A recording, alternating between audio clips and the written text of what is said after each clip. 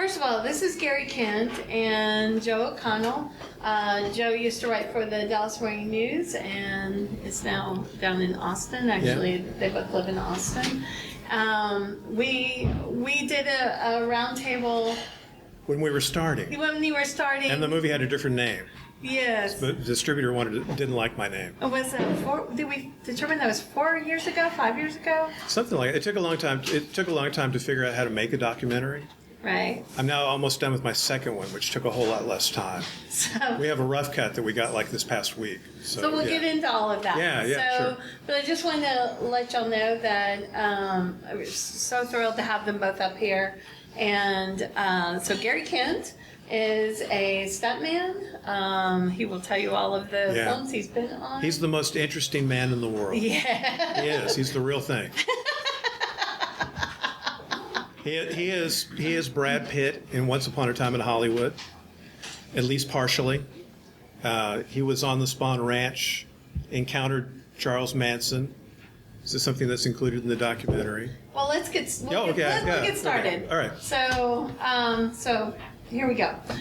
So Joe, why don't you start out and you tell us the history of you A history and of me. kind of where you came to become a documentarian. I was a newspaper reporter and editor, and I quit. I tried to quit to go study creative writing, and I got an MFA in creative writing, and I have a book, novel and stories called Evacuation Plan. But I've also always had an interest in film, and I started a column for the Austin American-Statesman about the film industry, thinking that no one else was doing it, not realizing that Jane Sumner had been doing it at the Dallas Morning News for forever. Yes. And then 4 years later, I moved to the Austin Chronicle because they tried to change my column into something that I didn't like. They wanted me to do it with other people. And I did that for a number of years. And 1 year in, Jane Sumner had been laid off from the Dallas Morning News. And I talked to the editor and said, hey, I'm the only guy who does this. I had become kind of an expert on the Texas film industry. So I started the unfortunately named, and I did not name it, column in the Dallas Morning News called Shot in Texas, which is never a good thing for Dallas in my mind. But So, and did that for a number of years. And I quit mainly because I wanted to do my own creative pursuits. And I had begun working on this documentary with him because I met Gary 20 years ago at a writers' conference, and he was so fascinating and I immediately went out and rented the movie when you could still go rent movies easily. I rented Satan's Sadist, which is an Al Adamson biker film in which Gary stars as the good guy Vietnam vet and sticks somebody's head down the toilet. And it's like, I got to track him down and I got to write about him. And so I did. And I write some for the San Antonio Express News too, and I wrote for the Austin American-Statesman and the San Antonio Express News at that time about him. We became friends, and I kept telling him someone needed to do a documentary about his life. He was coming out with a memoir, and I realized that person was me. So I set about figuring out how to do that, and it was a long process to figure out how to do it. But his story is fascinating, and it's not just about it's about the independent film scene of the 60s and 70s. It's about his career. It's also about his personal life. His wife, Tommy Barrett, who was an actress in some of his films. He did a lot of classic horror films. He and Tommy were in The Forest, which is a classic B-movie horror film. He did a lot of B-movies.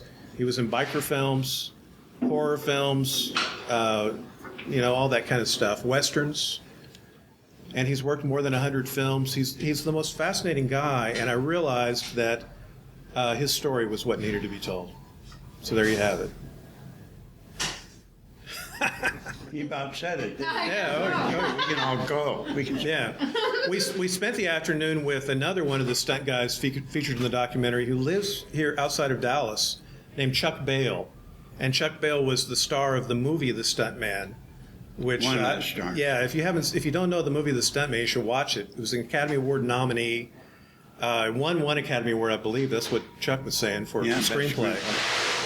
It's the weirdest, most incredible movie. It's not a B movie, but it's about stuntmen, and it's a really intricate puzzle of a movie that will survive for a long time. That's what I was telling Chuck. But he lives right outside of Dallas, and we went to visit him. So we have come directly from there, which was very fun. Where did you, with so much material out there about him, it was kind of hard to see where to start. Where did you start, and where did you go from there? Yeah, it's weird because one of the reviews for the film said it's like it's two movies. And I don't think that's a criticism, actually, because I kind of like that. Because the first half of the movie is talking more about that era in film and his careers, and we kind of organized it by directors. He worked a lot with Richard Rush, who was the director of the Stuntman, and other films he worked in, like Hell's Angels on Wheels, Satan's Sadists. Great. They all had great titles. And then we talked about Al Adamson, and Al Adamson is with Ed Wood considered one of the great bad directors, I guess. Gary was the last person to talk to Al before Al was murdered, which is something we also cover in the documentary. And we hit some of these guys. Ray Dennis Steckler is another one that we talk about pretty extensively. And I knew what I wanted to do. And from the beginning of this, so I'm a fiction writer, I had a sense of the structure of it. And it's talking about that film industry and then starting to talk about Gary's relationship with his wife and the movies they did together. And then the tough part was the end. And so the last act is Gary now. And the message is one of resilience because he's still making movies. He's 86 years old and he's still making movies. So that was not to ruin the end of the movie if you haven't seen it, was the last thing he says is find something you like to do and enjoy doing in life and do it till you die. Which I think is a message for all of us that you shouldn't mess around. You should do what you want to do, Hopefully you're doing that, but young people want to hang out with Gary. People in their 20s want to hang out with him, male and female, want to hang out with Gary. I'm serious. Because they get that message coming from him. I'm talking a lot about you. You got to talk now. All right. Gary, what was it like? The studios these days can go almost anywhere in film, but when you started, you had Spawn Ranch, and then I think around the 60s and 70s, Corriganville was kind of at its end of its heyday. Crash Corrigan owned that ranch. What was it like filming on those ranches where you had to stay within that 30-mile zone? It was great because you got off the studio lot. So it was kind of like going on location in a way. The lunches would be catered, the breakfast catered, which is always free food. But yeah, Corriganville, Iverson Ranch, which was right across the street from the Spawn Ranch. There were no TV antennas, no light poles or anything, so you could shoot westerns or films from the 20s or 30s without worrying about it. Iverson's was a little upscale from Spawn Ranch. Spawn Ranch was kind of Spawn Ranch is where Charlie Manson and his gang hung out. It was kind of downscale, a little dilapidated, like George Spahn, the guy that ran it. But it was just fun shooting there. It was. What was Corriganville like? Corriganville was really upscale because, as you know, Crash Corrigan had been that's why they built Corriganville. And there's a great book out now called Charlie Manson and the Killing of Shorty Shea by Edwin Colvin, who grew up in Corriganville. He was a little kid, and he talks about life on the Corriganville ranch when his dad was the construction man on Corriganville. So he talks about all the great westerns that were shot there and things on Corriganville, yeah. Is it kind of weird driving out to Spawn Ranch and Corriganville and the old Iverson Ranch? Because when you guys were filming out there was nothing. The 118 wasn't there. Yeah. It took a long time to get out there. Now you can lickety split go. You're there, yeah, in a second. Yeah, it was you'd load up big trucks full of equipment and stuff and haul your butt out there to shoot. But again, it was a great experience to get away from those big studio gates that closed and made you feel like you were in an institution, So yeah, it was a freedom to do your thing out there in the open. Gary, can you talk a little bit about the difference in being a stuntman if you were starting out today than it would be when you did start out? How tough do they have to work these days? When I started in stunts, I went to LA to be an actor. And all the actors were out of work. And I thought, no, that's not for me. I want to work. And I had heard about these guys called stunt people. So Jack Nicholson, who was just getting started, was going up to Utah to make 2 Westerns. And they said he's looking for a stuntman. So I said, I'm a stuntman. And luckily, they hired me. I went up to Utah, and when we were there filming the Daniel, I was just falling on the ground. I didn't know you dig it up and you wear pads and rubber guns and stuff. So the Daniel Boone company came up to shoot, and they had 4 of the best stuntmen in the business. And they wanted 1 more, but they didn't want to send back to California.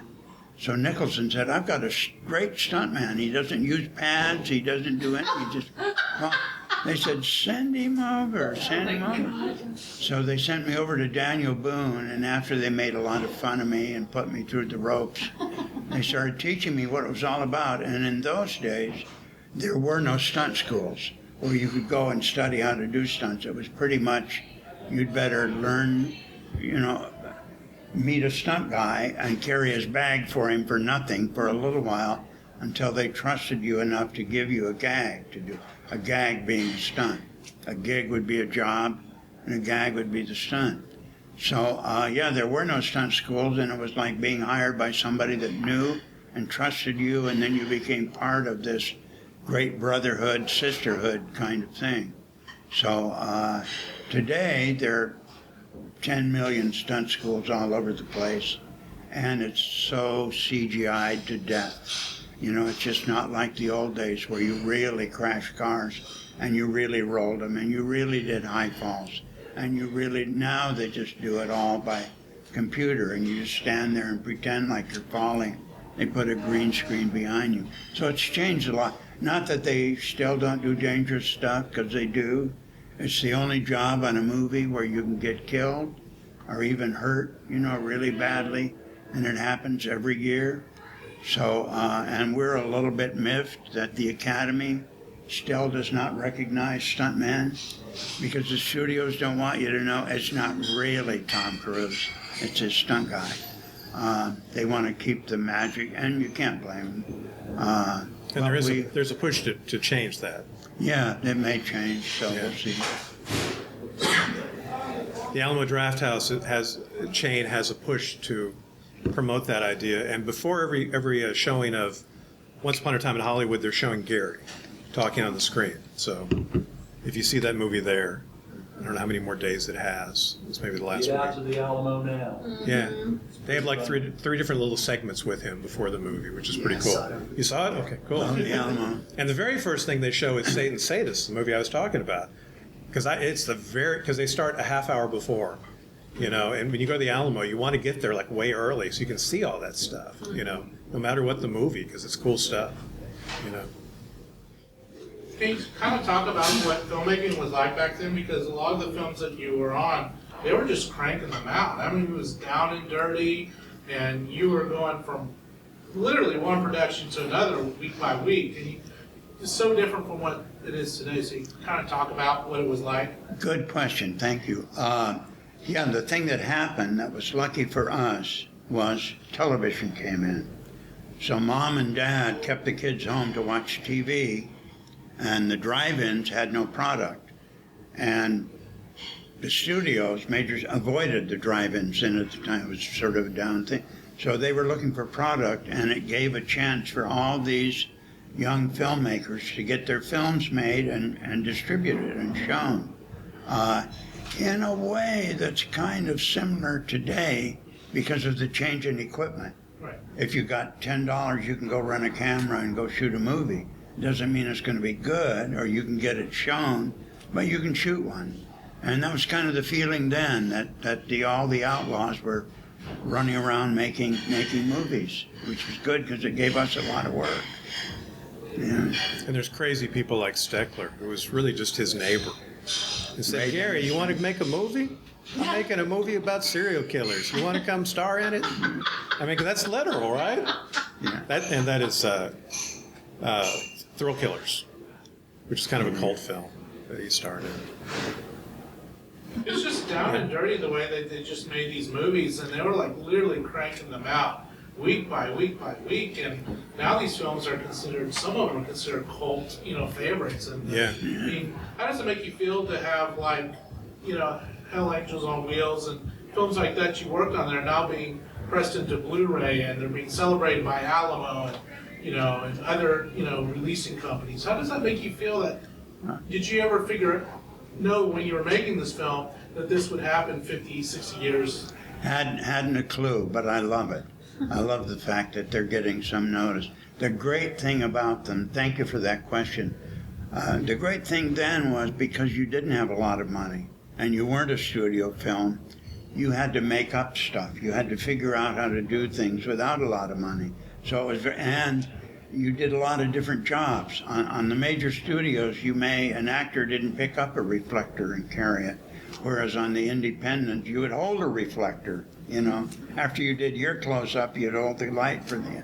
So you got to really be part of filmmaking and learn how to make films, a lot about it. And it was just it was better. Quentin Tarantino, who's a pal of mine in a way, said, forget film school, go get on a film. And in a way he's right, because film school doesn't really teach you how to make a film. They teach you sort of the gymnastics, but the actual making of a film, the nit and grit, you can only get by doing it. Do you feel you got a better education than the people today in film schools that are paying $50,000, $60,000 to go to school? Do you feel like you got a better education by actually being thrown in literally and doing it? Absolutely. Absolutely, yeah. You would learn very quickly, and you'd get a chance to work with very well-known actors who were sort of on their way down, and they would get hired on these so they could get their health benefits. Because SAG, if you're a member of SAG, your health benefits run out in 3 years unless you do more films. So they would get cast again and get their health benefits, but you get a chance to work with great people like Scott Brady, John Carradine, those people who you grew up watching on the big screen. And you'd get a chance to work with the young people coming up, like Laszlo Kovacs, who became a great DP. I don't know how, 6 or 7 films with Laszlo, who was just getting started. In case you don't know, Laszlo Kovacs is one of the best cameramen, directors of photography to come out of film. He escaped from Hungary. He and his buddy Wilmo Zsigmond carried their film. They shot the Hungarian Revolution, then carried their film out and would hide it in haystacks at night. Wow. So the Germans wouldn't get them, the Russians, and they would dress as peasants so they could sneak their film out. And they finally got to the States and eventually put it together as a documentary. But you got to work with those guys, and they were just great, great DPs. Is there a stunt that you look back on that you say, I can't believe I did that? I'm like, what? Oh, man. What was I thinking? And then that's a good question. No, because if you're going to do a stunt, and you're a real stunt person, today, all the actors say, I'm a stunt person, and they've done a slap or something. Stunts are doing 100-foot high falls and crashing cars and rolling them and getting in major fights and, some wicked stuff.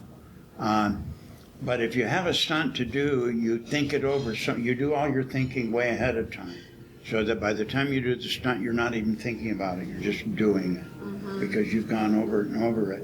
And so I look back on some today that I really like. Yeah. That I thought, man, that was good. I'm glad I did that. And I enjoy watching it. I sit in my little room at night watching the That's awesome. that kind of thing. So I have some of those, that I like. There's one here. Oh, go ahead. Is there one that's like technically your favorite? That's a good Yeah, I did a picture called Psych Out for my favorite director, Richard Rush. And it starred Jack Nicholson, Bruce Dern, a bunch of other people. But I got to act in it. I got to play a bad guy, and I got to act with Jack Nicholson. And I also did the special effects, a lot of firework. And that was, again, before CGI, so it's real fire that I was working with on it. And I did a great car hit where I get hit by a car and bounced off into a truck and then off of the truck over the hood of another car and then crash my head on the concrete.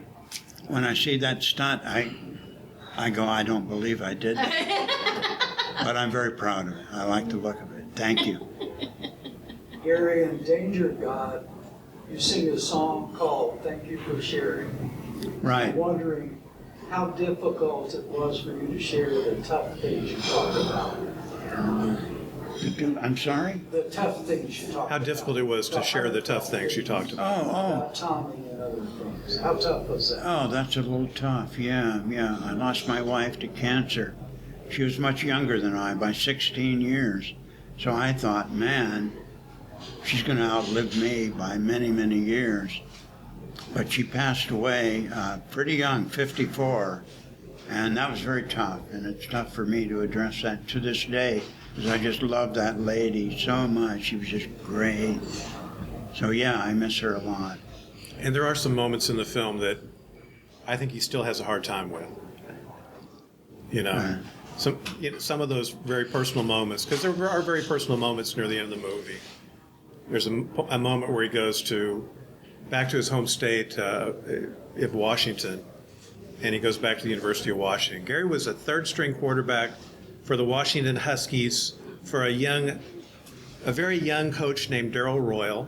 I don't know if anybody knows Who who that later is. on became the coach at UT. Yeah, a couple of years later, after that, he was hired by the University of Texas.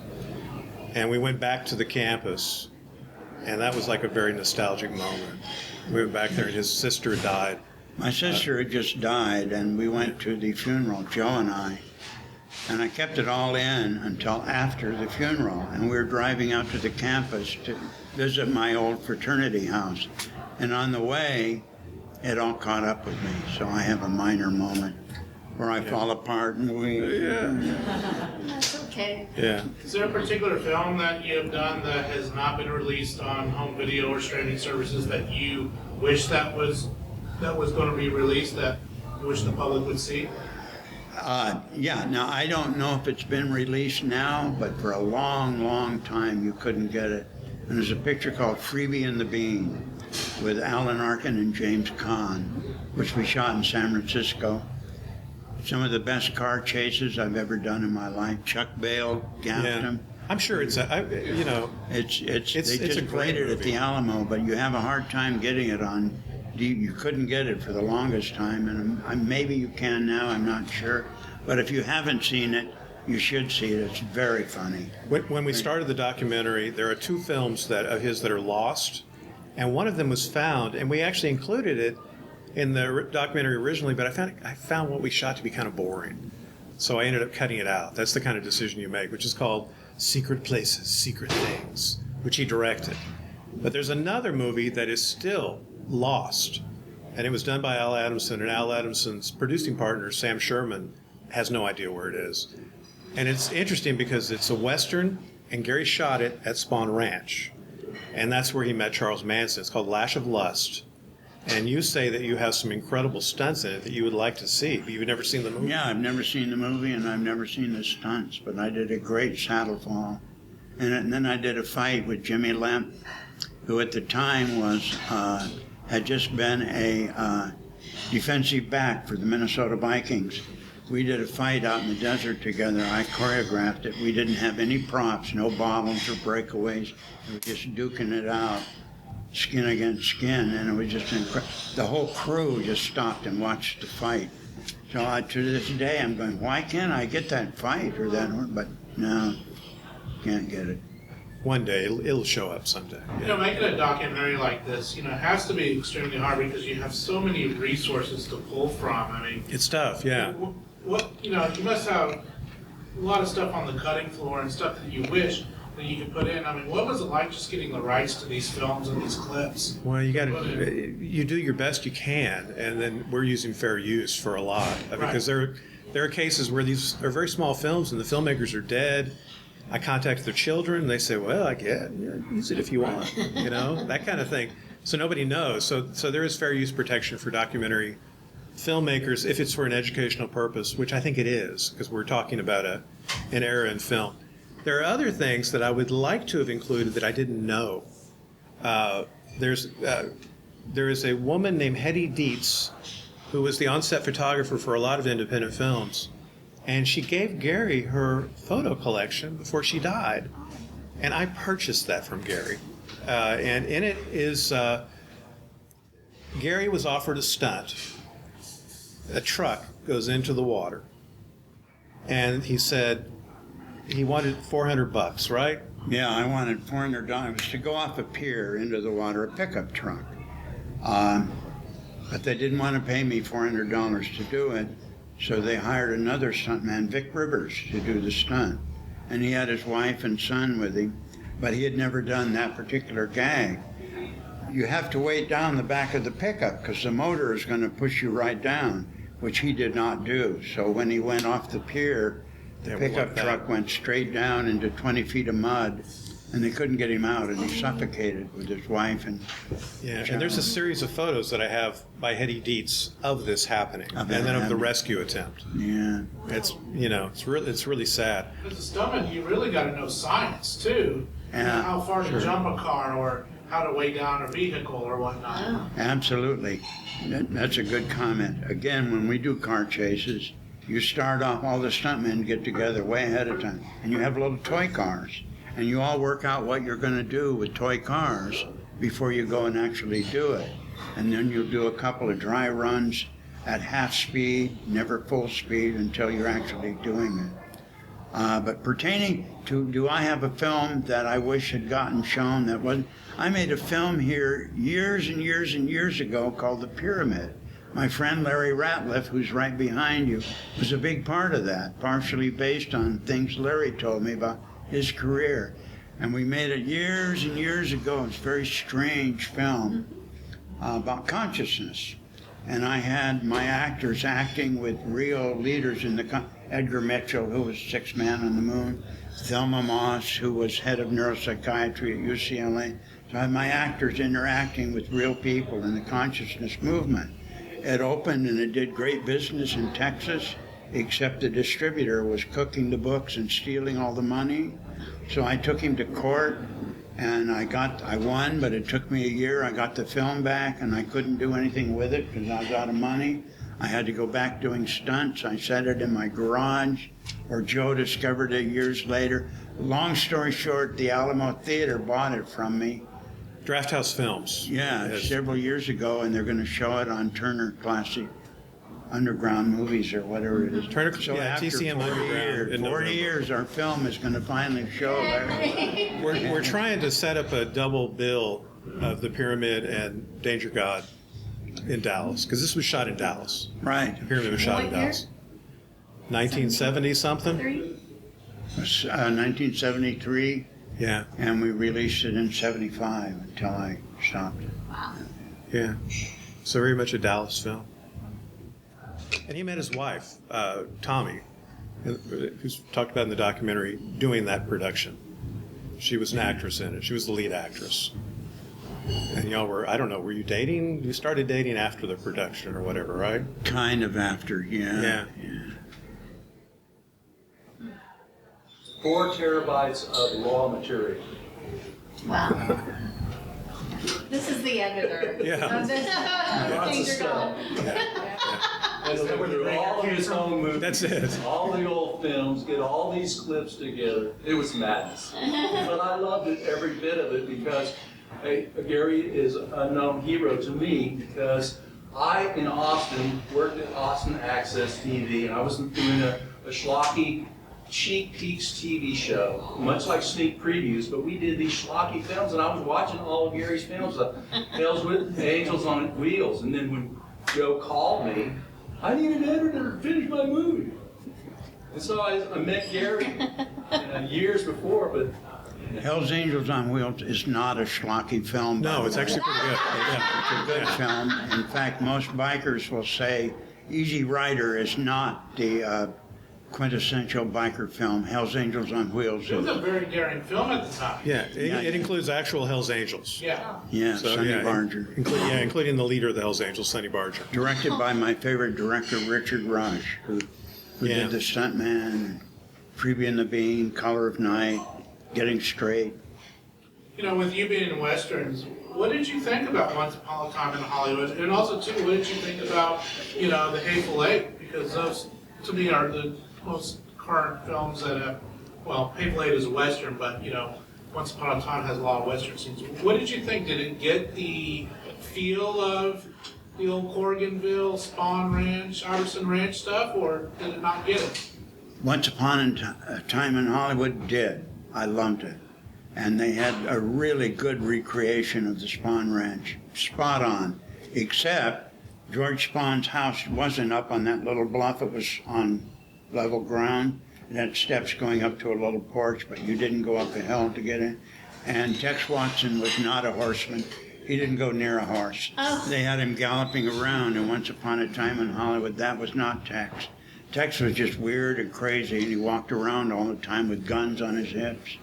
But he didn't know anything about horses. That was all three other guys. What was George Spawn like? I mean, I heard he was a quirky character.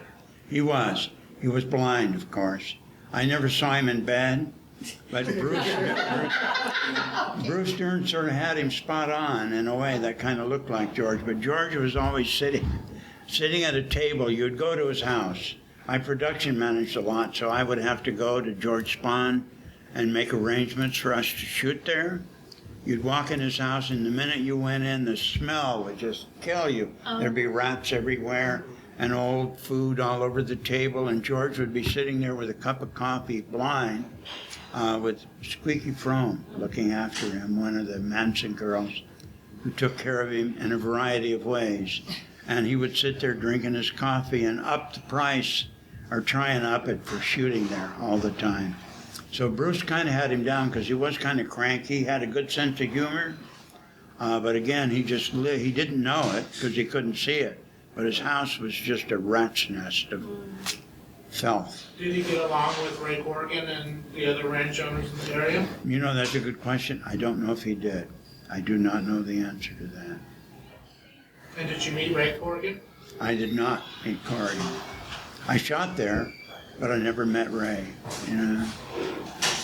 Again, this fellow Edwin Caldman, who wrote the book about Shorty Shea. Shorty Shea was a stuntman at the Spawn Ranch. He wasn't really a stuntman, but he wanted to be.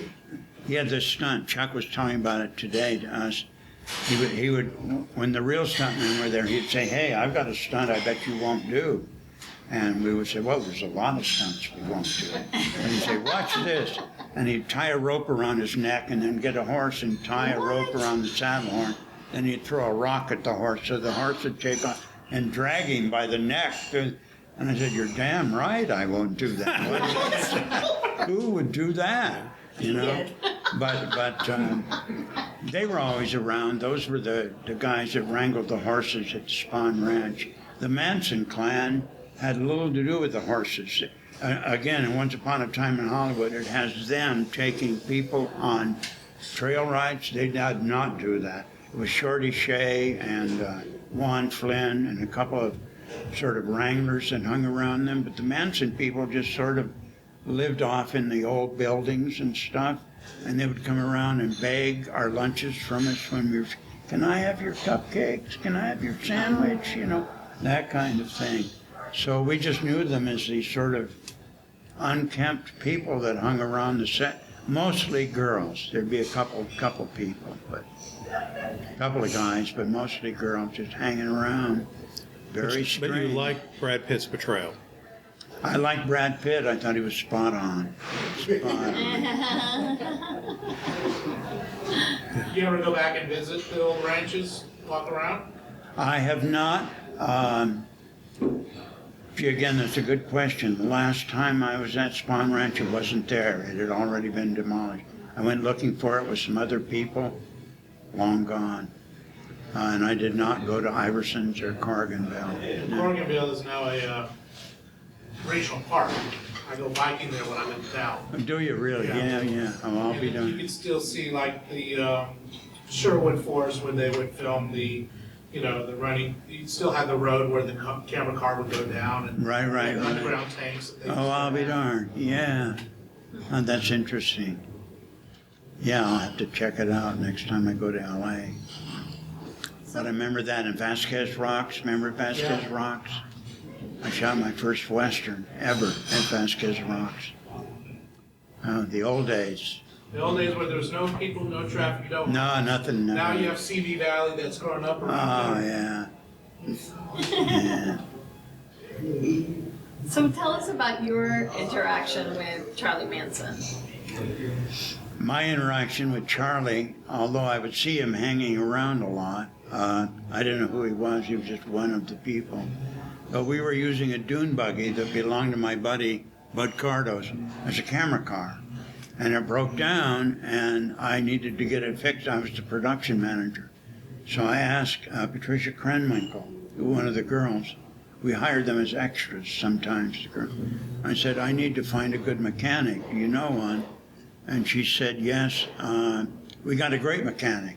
And she brought over Charlie Manson. She said, so I met Charlie and I said, I need this dune buggy fixed. And he said, I can fix it, but I need $70 up front. So Bud gave him $70. I just saw him as this little guy. He didn't have these big, scary eyes or anything. He was just like a little choplifter or something. And we came back the next day and it was not fixed. So I said, get me Charlie. And they went and brought Charlie over and I said, Charlie, you'd better fix this dune buggy right away or Bud Cardo's is going to ream you a new anus. And that's not what I said, but that's close enough. And so he got under it and fixed it right away.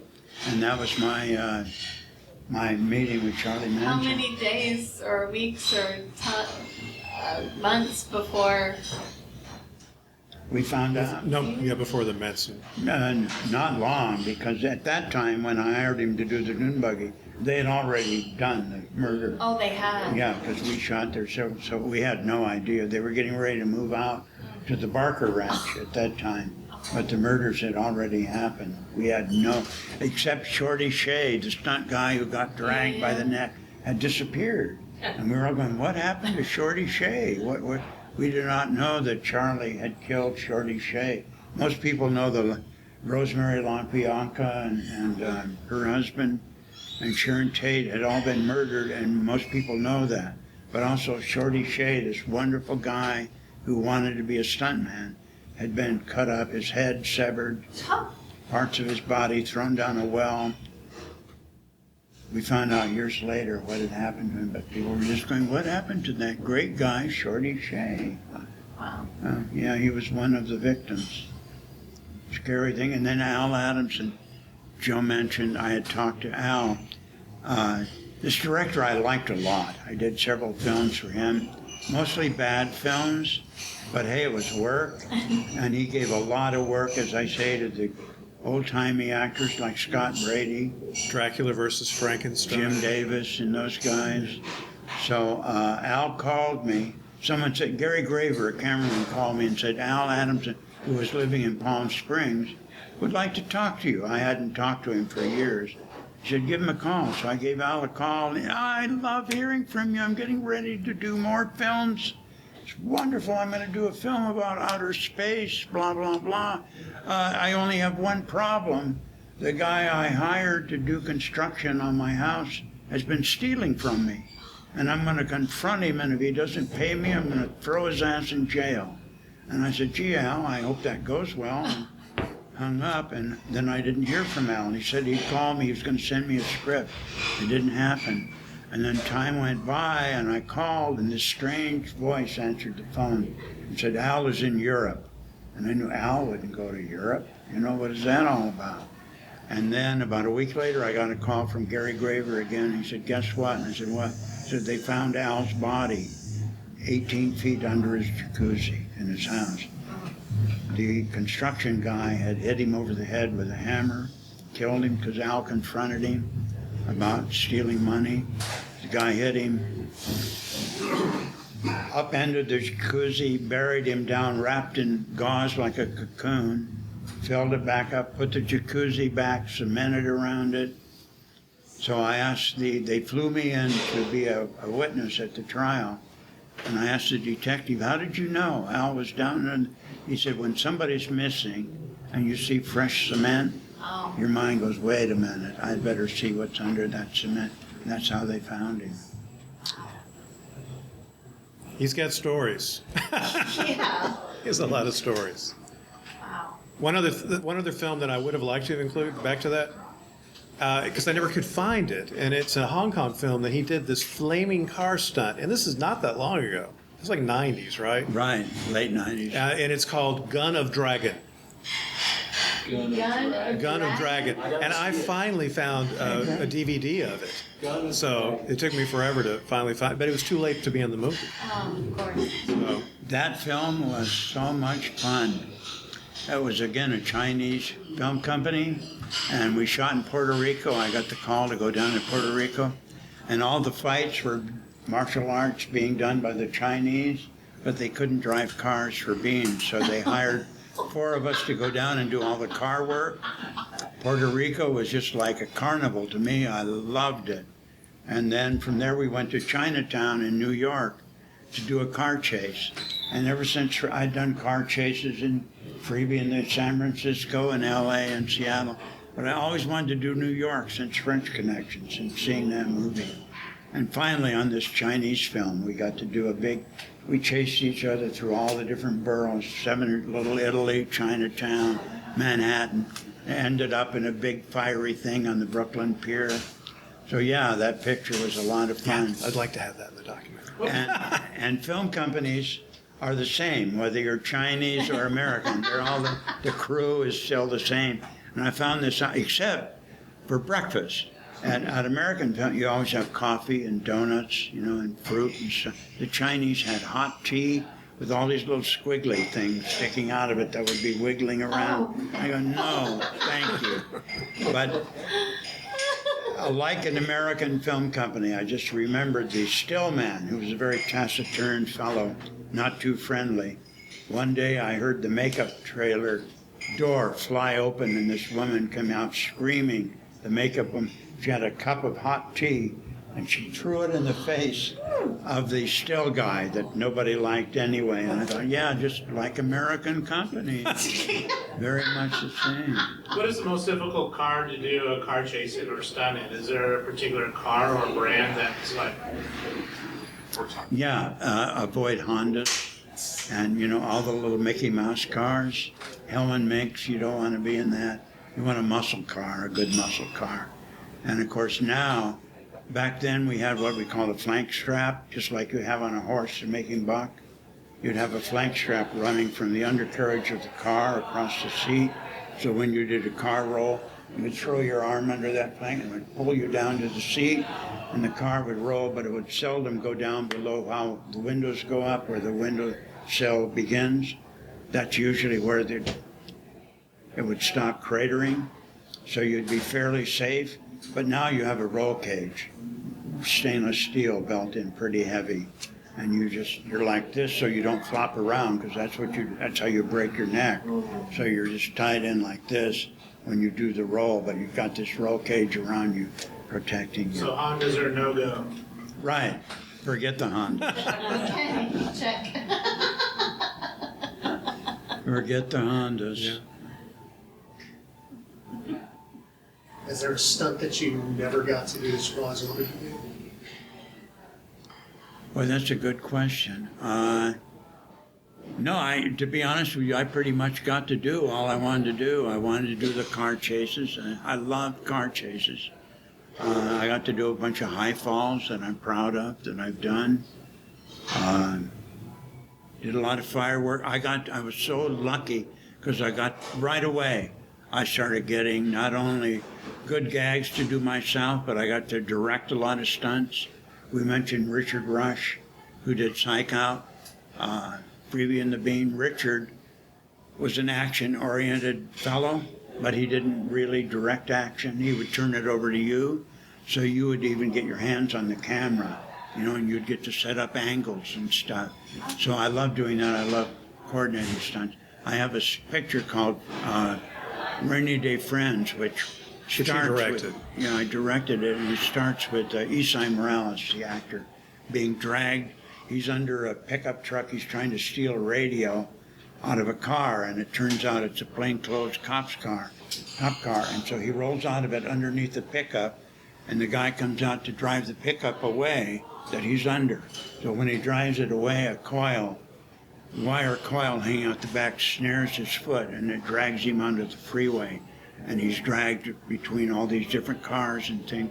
That won Best Special Stunt in a Motion Picture at the Stuntman's Association Award. So I'm very proud of that. We got to do that. It's a cool stunt. Yeah. It's in the doc. Yeah, it's in the doc. It's good. One of the things with the documentary is that we concentrated on this group of guys who were his stunt buddies. Like we saw Chuck Bale today. There's Bud Cardos. There's Bob Ivy, who's a big car stunt guy, and Don Jones, who's more of a director. But almost all these guys ended up directing second unit.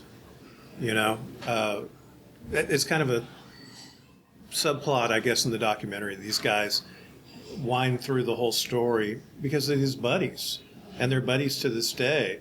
We saw Chuck today. We had a screening of the documentary in Phoenix recently, And Bud Cardos came in. We were hoping to have Don Jones too. Yeah, he didn't make it. Don Jones directed Gary in the great movies Schoolgirls in Chains and The But Forge. those guys, my buddy Chuck Bale and Bud Cardos and Jonesy, they're the last of a breed, because that stunt guy who did everything back in the old days is pretty much over. So it's a whole different game today. So if you see him on the street, go up and give him a hug. They appreciate it. Well, tell us about the documentary. Where can we see it? And Sure. The documentary is out streaming on Amazon Prime, iTunes, Spectrum if you got Spectrum, and a lot of other places. The DVD is released on Tuesday. Wild Eye Releasing is our distributor, and it's coming out at, all those normal places. You'll find it at Walmart and Best Buy and Target, Amazon, of course, all that kind of stuff.